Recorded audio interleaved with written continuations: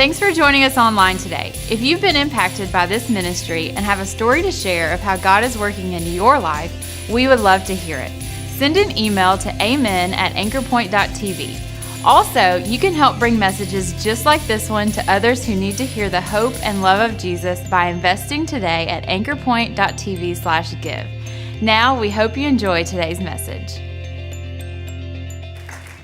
Well, man, my name is Todd. If I hadn't had an opportunity to meet you, I look forward to being able to do that. And along with my wife, Avery, we just love the opportunity to serve as the lead pastors here at Anchor Point. Man, just amazing what God has been doing over this last season.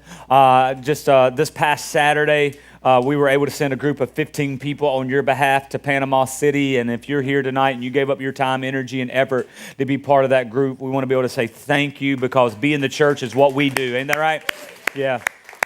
If you want to be a part of a one-day mission trip, then we would love to. We're going back this Saturday, and the situation is kind of fluid. We're going to go as long as we feel like there's a need for us to be there and a difference that we can make. And the way you find out about what's going on with disaster relief is go to anchorpoint.tv and fill out the form. Just let us know that you're available. You'll receive an email on Monday or Tuesday, and of what the week would look like. We are still accepting supplies and disaster relief. You can drop those off anytime during the week. Our offices are open 9 to 5, and we would be able to get those to the people in need. But if you're looking forward to go, maybe you can't make it to Ecuador, but you can make it to Panama City. Now, it is a long day. You can have somebody who's been, but I think it's worth your time and investment to be part of what God is doing over there. Also, I want to remind you that this Wednesday is Halloween.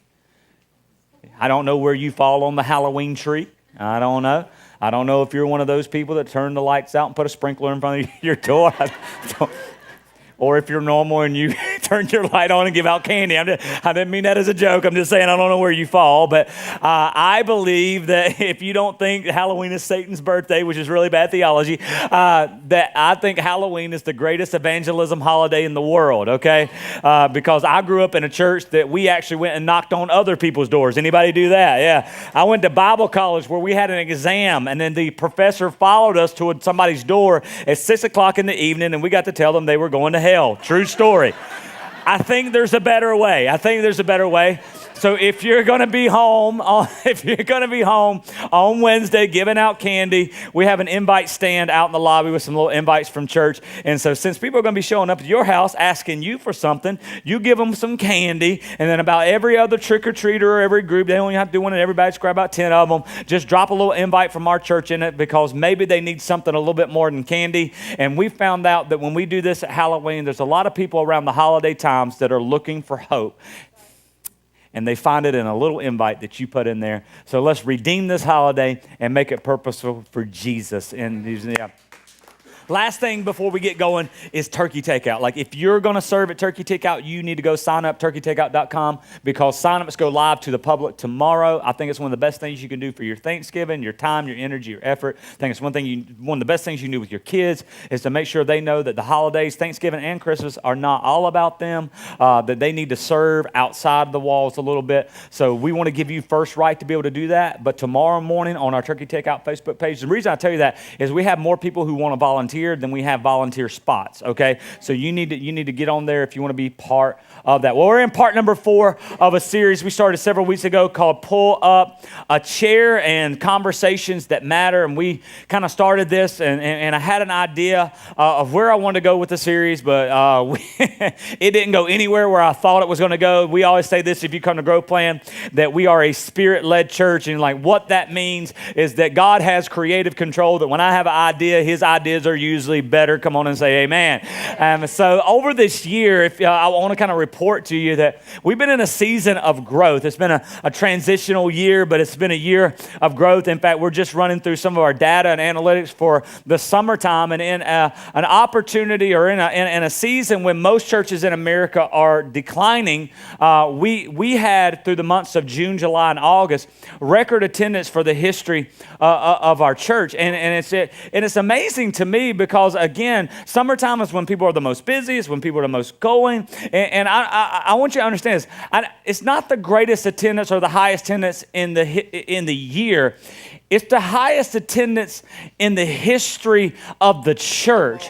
And I don't know, I think it's because God is on the move. And so this series kind of developed into a spiritual growth series, because the reality is that we don't want to just grow numerically, we want to grow spiritually. So week number 1, we talked about all-inness, and yes, that's a word that we created. Week number 2, Pastor Ryan talked about consistency. Week number 3, we talked about progress, and today I want to talk about transition, because how you navigate transition is vital to your life and to your spiritual growth. In fact, how you leave one season will determine how you enter the next season. And I want to do this through the concept of a door. In fact, the title of tonight's message is An Open Doors. And doors move you from one place to the next. I mean that literally and metaphorically, okay? So doors are transitional spaces. Let me kind of set it up like this. I remember when I was 16, I walked through the doors of a driver's license office in Concord, North Carolina.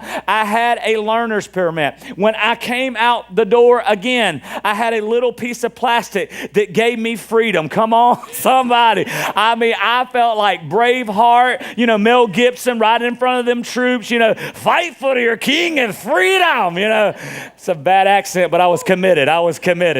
If you're going to do it, you got to be committed. That's right. And so I wanted to paint my face, but not wear a kilt, because that'll get you kicked out of church. So it's a door.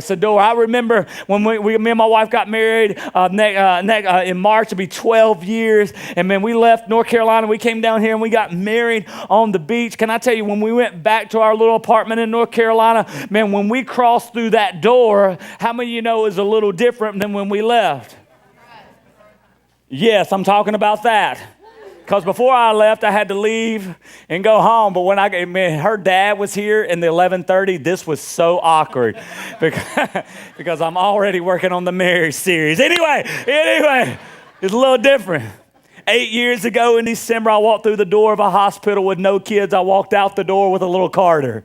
And I'm telling you, things changed when I walked out the door. I walked in, it was all about me. When I walked out, it's that been about me ever since. Can I get an amen, parents? Yeah. I remember walking in after his born. There were some nurses there, and I went in. He was sitting there, and I put my hand. He's just a day off. Put my finger in his hand. He grabbed my finger, and I was like, he knows who I am. I was like, hey, baby, he knows it's me. I've been talking to him in your stomach. He knows it's me. Nurse in there, she did not have bedside manner. She goes, that's called the grasp reflex. He'll grab anything you put in his hand. I was like, have you heard of the throat punch reflex? You ever heard about that? It's just a door. I need the door of mercy, apparently, don't I? Doors are pathways, and they're access points. And here's what I've learned. God doesn't open a door in your life for it to be about you. God doesn't open doors in our church for it to be about us. God doesn't open a door in your business for you to be successful and amass a lot of possessions. He opens a door in your business for you to be a picture of Jesus to the world. God doesn't open a door in a spiritual gift that he's given you or a talent that he's given you for you to look down on other people. He gives you that talent and ability to lift others up. I guess what I'm trying to say, if you got your notes, I want you to jot down like this for our key thought. God opens doors so that we can make a difference. God opens doors so that we can make a difference. And I want to take about 5 or 10 minutes as I start this message, and I want to let you know about the difference you have been making.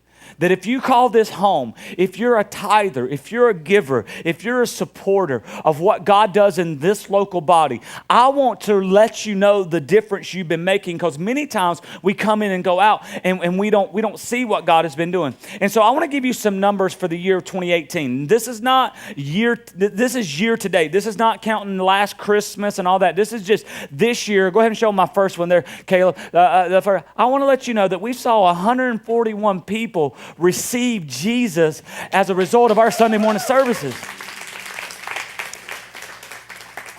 And that's amazing, And I get loud about that because you got to understand that number is so much more than a number. And before I get going and somebody think, is it all about the numbers? Yes, it's all about the numbers. You know why? Because every number right there is somebody's mama, somebody's daddy, somebody's son. So if that was your family, you'd say, thank God that somebody was telling them about Jesus. So I love the fact that we see people crossing the line from death to life. If you want to know, that is a record for any year in the history of our church. Go ahead and show them that next number. Not only do we have 141 salvations, we saw 79 people go public in baptism. This is not normal.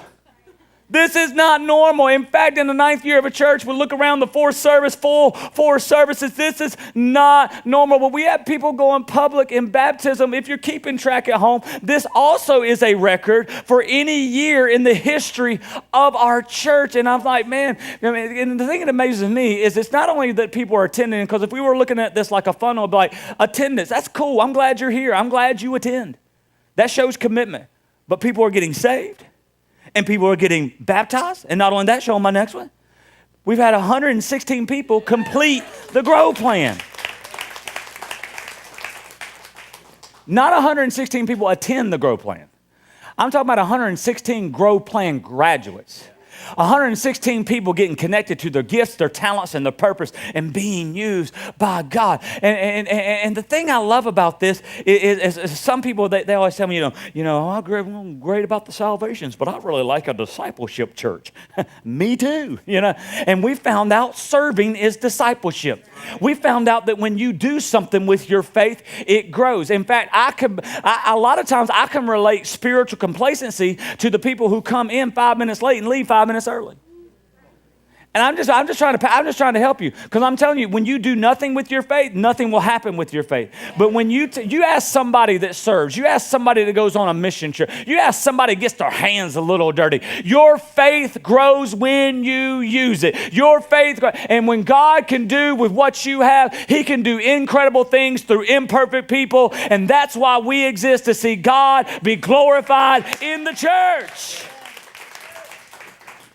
If you're keeping track at home, that's a record for any year in the history of our church. Show my next number. Next number is this semester we had over 300 people involved and connected in small groups. So not only do we have people attending the church, but we have people getting saved in the church, baptized in the church, growing in their faith in the church, and then getting connected with other people in the church. They're getting the masks are coming down. God is moving, and I've loved small groups because that's how it keeps the church small. We had to make a decision several years ago, before a lot of you were even here, that we weren't as concerned with everybody in the church knowing your name as we were with the city of Foley knowing his name, with Sakua, Ecuador knowing his name. We are ate up with the people that God loves in this city. We're ate up with the people who are far from God, because we want to see them saved, and we want to see them baptized, and we want to see them in the Grow Plan and connected to a life-giving small group where they are growing in their faith.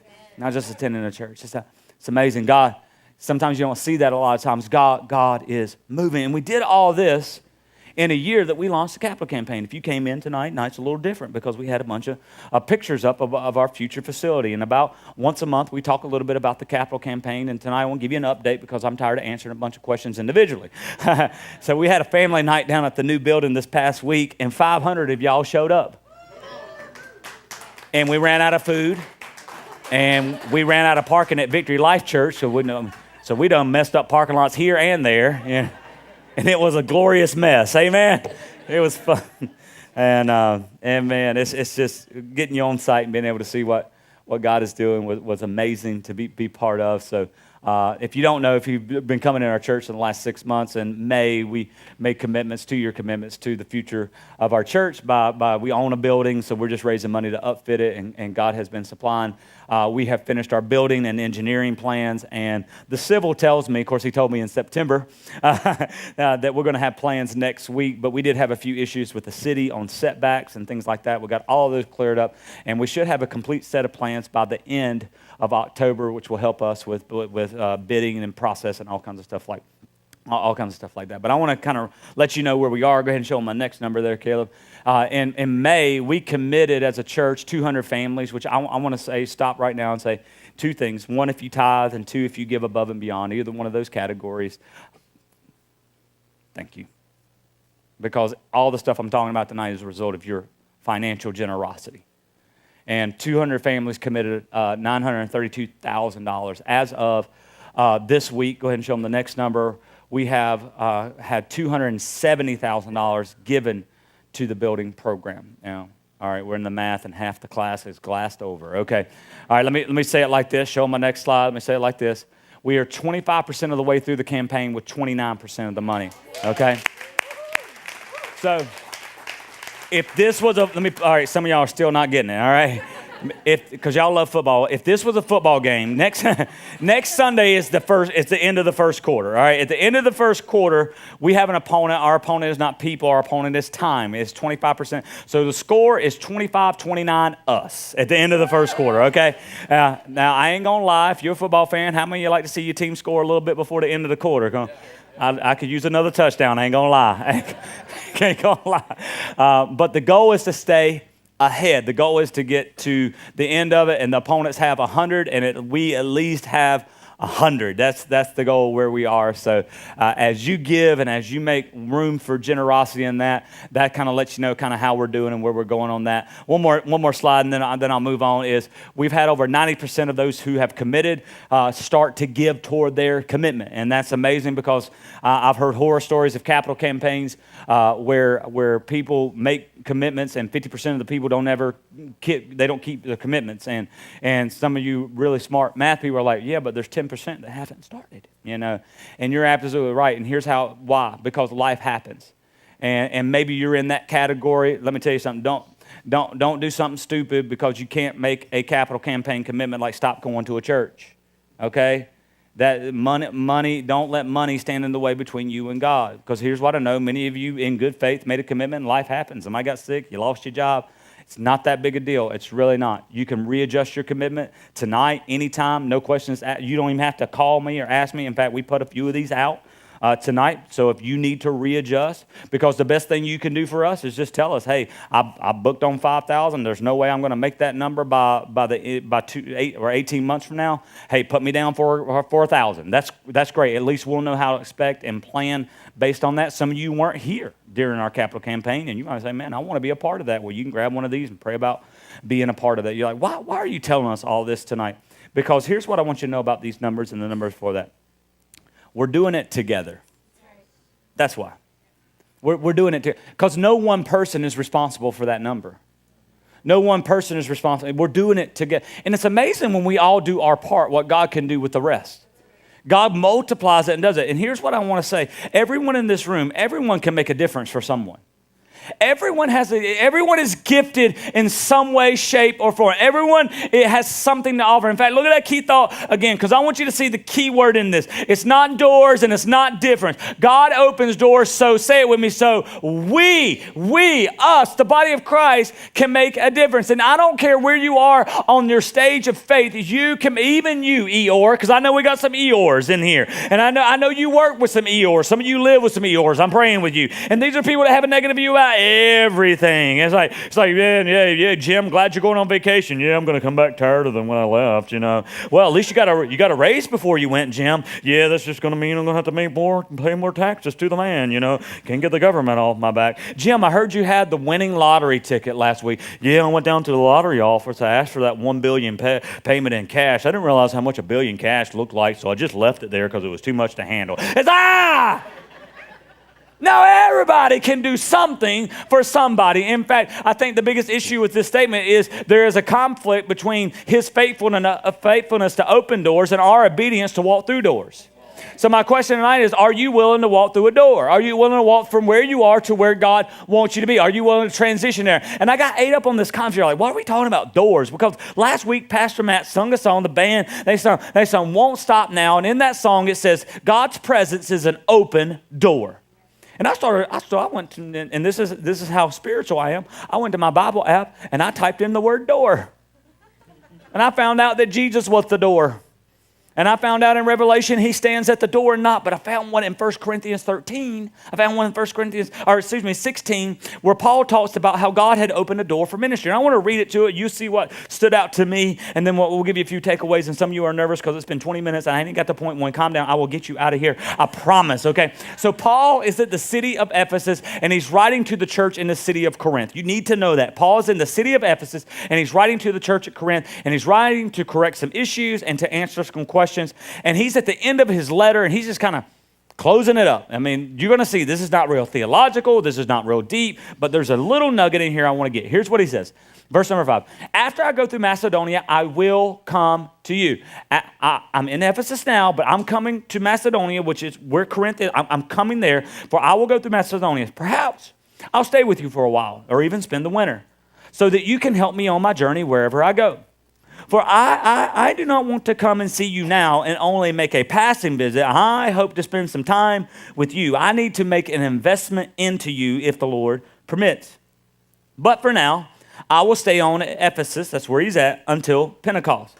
Because a great door for effective work has opened to me, and there are many who oppose me.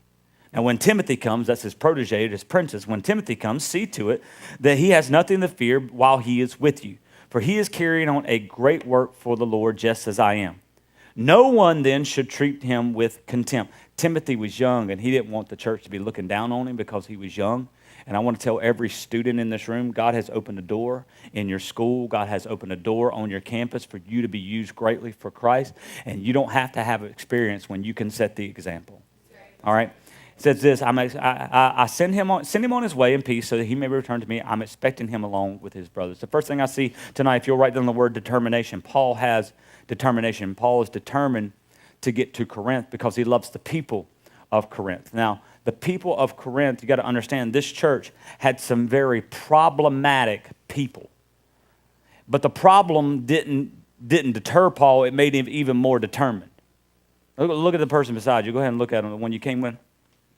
And say, God still loves you, even if you're a jerk. Don't say that last part. Don't say that, especially if you're married. Paul said, I got to get there because, see, Paul's determined. Now, determination is one of those things that if you don't have it, people criticize you about it, right? Determination can be like obsession. Some people are obsessed with it. It can be fanatical. Like some of you you're obsessed with your grass. You like it cut and green and edges. And the cold weather just messes you all up but it doesn't me because I love the brown grass. Come on, somebody. I'm obsessed with the brown grass. Don't grow back in. Anyway, I'm going to go Pentecostal. But Paul says, I got to come to you and fix some of these problems. Have you ever heard somebody say something like this? You know, the reason I don't go to church is because it's full of hypocrites. Have you ever heard something like that? Okay. Saying the church is full of hypocrites is like saying there's a bunch of broke down cars at the mechanic shop. My 13-year-old self want to go, duh. You mean there's jacked up people at church? Anytime anybody tells me, you know, I just don't come to your church, there's a bunch of hypocrites down there. I'm like, you're right. There's room for one more. Come on down, baby. I can fit you right in. I got to read my verse and pick up speed. Look what he said. After I go to Macedonia, I will come to you. I'm coming to fix these problems. I'm coming for I don't want to see you for just a little bit because this is going to take a little bit of time. For I hope to spend, say it with me, some time. I got to put some time into this. I got to put a significant investment into this because it is a significant investment that leads to a lasting impact. Paul is driven by the fact that he got saved and never got over it. And I just hope we're a church that as we grow and as we age, that we just say, hey, you know what? That we just never get over the saving power of Jesus Christ. We never get over that number that crossed the line from death to life because we as a church exist to help people anchor their lives to Jesus Christ. And the last time I checked, the mortality rate on earth is 100%. And hell is hot, time is short, and eternity is long. And we must be determined to make a difference in the world that we live. So for me, I'm telling you, for me, this is not a playground. This is the battleground. For me, this is not some Sunday ritual where I show up at a church once a week because that's what you do when you're in the South. For me, this is not a political platform. I just need to say that because every time about this year, election cycle, like, what are you going to say about the election? What are you going to say about politics? All right, here it is. I'm going to say two things. Number one, vote. Go vote. And vote for someone or the principle that you think best represents your biblical values. Number two, pray. Because America doesn't have a political problem. America has a spiritual problem. So I'm praying for, believing for, expecting for a revival. I want to see God bring those that used to be alive in their faith and passionate about their faith. I want it to come back to life. I want to see dead marriages come back to life. I want to see dead dreams come back to life. I want to see miracles. I want to see healing. I want to see God moving. Some of you think, yeah, but it's really dark out there. It's really dark out there. Yeah, that just means my light shines a little brighter tonight. I ain't scared of the dark. Tell somebody beside you, I ain't scared of the dark. I got a flashlight, baby. You don't understand. It's just really bad. It's really bad. That means my good has greater impact, and we will see the goodness of the Lord in the land of the living. If you believe it, say amen. We're determined. We're determined as a church to pursue God passionately because people don't need an explanation of God. They need an encounter with God. I'm telling you, the reason I'm loud, I'm not mad. I'm not. I'm not mad. I watch myself on video. I'm like, smile, young man, smile. I'm passionate. I'm passionate about his presence. And in fact, this church is built on his presence and not your preference. Let me say it like this. This is a place where Jesus is Lord and you ain't. And that's bad grammar, but it's great theology. We're going to keep reaching people and loving people and being who Christ and God has called us to be because that's who we love. We're determined to love others deeply. We're going to help people carry burdens. And we do that through three areas in what we call our Be the Church initiatives, or if you can think about like 59, there's three lanes. There's the local lane, the national lane, and the world mission lane. Local, national, and world. And if you give on any level, I just want to report to you what you've been able to do this year. In fact, we've given over, counting our Ecuador money, over $100,000 to missions already this year.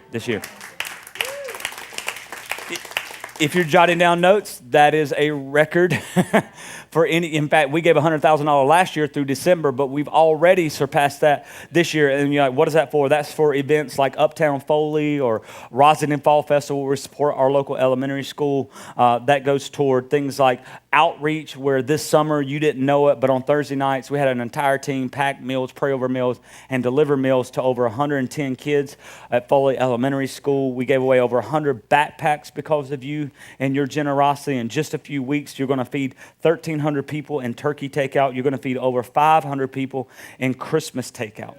During our capital campaign, our kids ministry found out that at our local elementary school, that if you're on the reduced lunch program and you don't have your portion, if you go into the negative, they feed you, but they just give you a brown bag cheese sandwich. Nothing wrong with a cheese sandwich. But when you're the only one in the cafeteria with a brown bag. So we just called up Foley Elementary last semester and said, you know what, if they go into the negative, just send us the bill. Our kids ministry offering that they give it, we'll cover that. We called them up this year too and said, hey, don't even let them go into negative. You just send us the bill, we'll cover it. I told Pastor Jessica too, I said, while you're at it, just go ahead and call Magnolia Elementary and make sure we'll tell them we'll cover them as well. And for all of you financial people in the room, like we budget all this, so we'll make budget for the year in November. So we're going to have about 5 weeks of non-budget. And if our giving continues, I see a day in South Baldwin County where we can call every elementary school and say, if there's a kid, we'll take it. You feed them a hot meal, we got it covered. You do that. You gave away camp scholarships. Not only did you send teams in disaster relief, you packed a 26-foot truck with disaster relief. You sent over $2,000 in disaster relief. You had 106 people serve on Serve Day. Just amazing stuff. You support local ministries like Frontlines, Sunshine Ministries, right here. Miss Cindy Lambert right here, man. We're going to talk about you more in a minute. Yeah. Mr. Ken's at a jail tonight. He's out ministering in prisons, man. Youth Reach, we give yearly to Women Care Medical Center. And then nationally, our national program, we think the best thing we can do as a church is help plant other life-giving churches. So in the 10 months of 2018, just the 10 months, if you're a tither and a giver, we take some of the money you give and we give it to a church planting organization that really helped us out in the beginning. And because of your generosity, 67 churches now have a church home because of you, because of your giving. Yeah, it's amazing. You sponsor world missionaries. I don't have time to go through the whole list. You sponsor our trip to Ecuador. You sent $10,000 to build a church. In fact, Samaritan's Purse, we work with them for shoe boxes, and we have 12 shoe boxes left. And if you got a kid in kids ministry, there is not a greater Christmas thing you can do than to take them shopping and pack a shoe box for somebody else. Come on, parents, and say amen. I mean, it just is. So they took all of them this morning. I expect all 12 to be gone. You don't even have to, if you don't have a kids in kids ministry, you can still go get a box. Some of y'all could take all 12 and go do them yourself. So if you do, we'll get more. But I would love to see all 12 gone. We do that and see God move. And then one of the things I'm super excited about is because your faithfulness and generosity and just regular giving is we've been able to add missionary partners. We got one in Thailand that we just added, Indonesia area we just added, and I'm really happy that we're adding a group called One Hope. One Hope. And if you have the Bible app for kids on your mobile device, One Hope created the Bible app for kids. And because there's some places that we can't get a church, and there's some places we can't get a Bible. Well, you can get an iPad. And One Hope figured out that when children accept Christ, it's just like in the States. If we can get them to accept Christ before the age of 12, they are exponentially more likely to live their life as a Bible-believing Christian. Because of your generosity for Christmas, we're going to be able to write a check to One Hope so that the Bible will go in the hands around the world of kids who desperately need to read the Christmas story. Come on.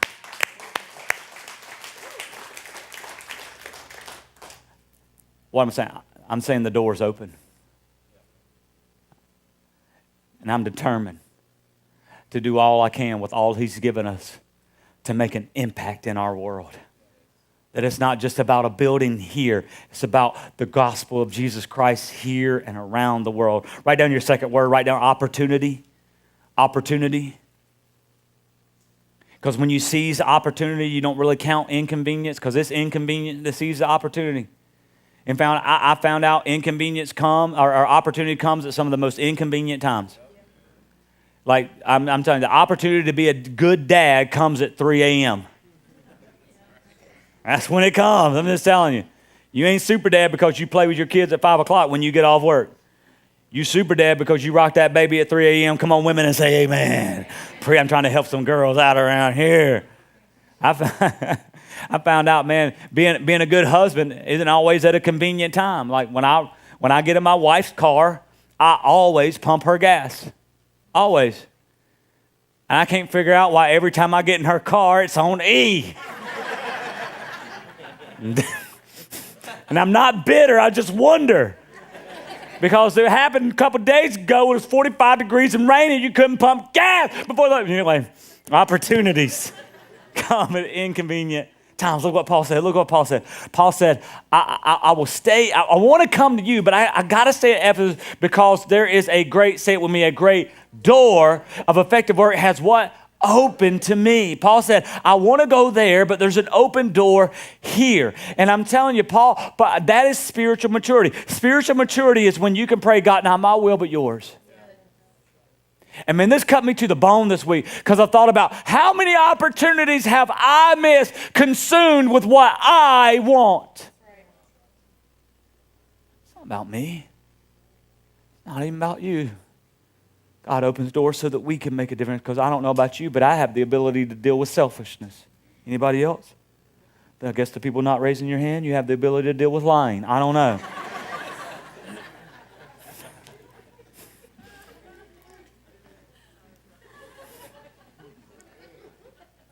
All Paul said was yes. That's all he said. Yeah, I'll stay. All Ken and Cindy did was say yes. Well, we'll minister in the prisons. We'll counsel those that need counseling. and we'll serve the under-resourced. You just said yes. And I just think, what could God do when we all say yes? In fact, I want to pastor a church that just says, God, yes. In fact, I want to be a church that says yes before God ever asks the question. Yes, God will give. Yes, we'll go. Yes, we'll serve. Yes, we'll help. Yes, we'll be there. Yes, God. Yes. If you're looking for a church to use in Foley, Alabama, here we are. We say yes to whatever you want. Yes to your will. Yes. Yes, God. And God can take your yes and do incredible. Write down the third word. And Anne-Marie, the band, you can get ready. I know I'm out of time. Write down the word opposition. Opposition. Every person God has ever used in a great way has always faced great opposition. I'm convinced opposition is God's graduate school of ministry and development. Never let opposition cause you to lose sight of an open door. Because that's what it's trying to do. The door is open. And the enemy thinks if he can get you focused on this and that and this thing, you won't step through the door. In fact, Paul said this at the end of that verse, verse number 9. He said, there's a great door that's open to me for effective ministry, and there are many who oppose me. Paul said the indicator that the door was open is that there was opportunity and opposition. So Paul has this amazing ability to see opportunity even in opposition. So like if you went to Paul, and Paul was here today, and you're like, Paul, what's the deal? He's like, yeah, there was a bunch of people that opposed you. And he's like, yeah, great mission field, isn't it? You know, Paul, they're going to chain you to a Roman guard. Sounds like a captive audience to me. They quit chaining Paul up because he saved every guard they chained to him. And then they came to him and said, we're going to kill you. Great, I'll see Jesus. We're going to let you live. I'll preach Jesus. What can you do with a man like this? Nothing. And I just want to challenge you that if you feel like you're looking at opposition on every turn, look again. Look again. God hides opportunity in opposition. When you feel like all hell is breaking loose in your life, look again. When you feel like nothing is right and no decision you have made, look again. And I pray that we can say, God, would you open our eyes? The last word you'll jot down is the word responsibility. Responsibility. Just own your part.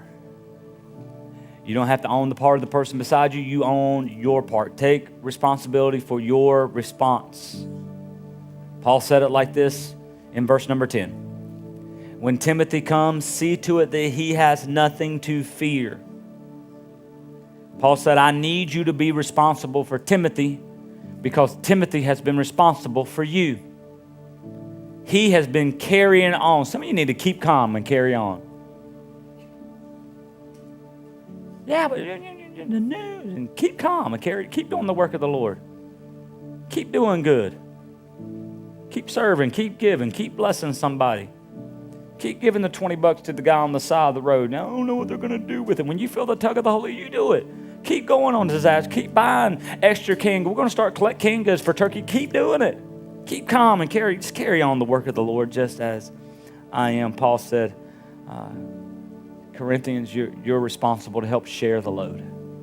And I guess if there was a kind of a moment I wanted to have with you, it's just to say, if this is your home church, will you help share the load?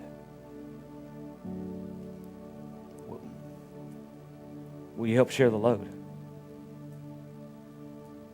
I want a team in the kids ministry. Will you help share the load? We need a parking team because people don't know how to park at this church. But we need it desperately for our Christmas Eve services at least. Will you help share the load? Will you help share the load? My wife says it like this: what is shareable is bearable.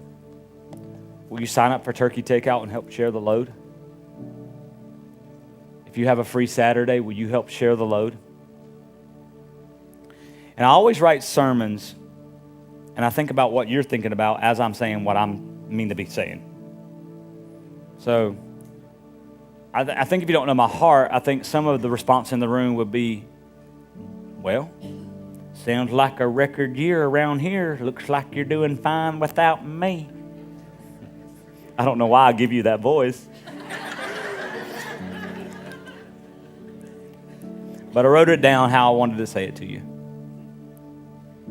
It's not about how we're doing without you. It's about how much more we could do with you.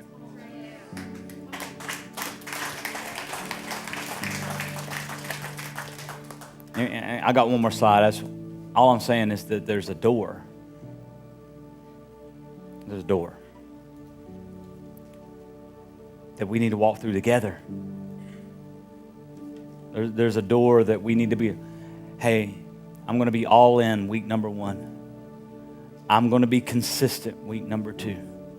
I'm going to progress, not be perfect week number 3. And we're going to see this transition from where we are to where God desires for us to be as a body of believers. And we're determined to find the opportunity in every opposition. And we're willing as a church to be responsible.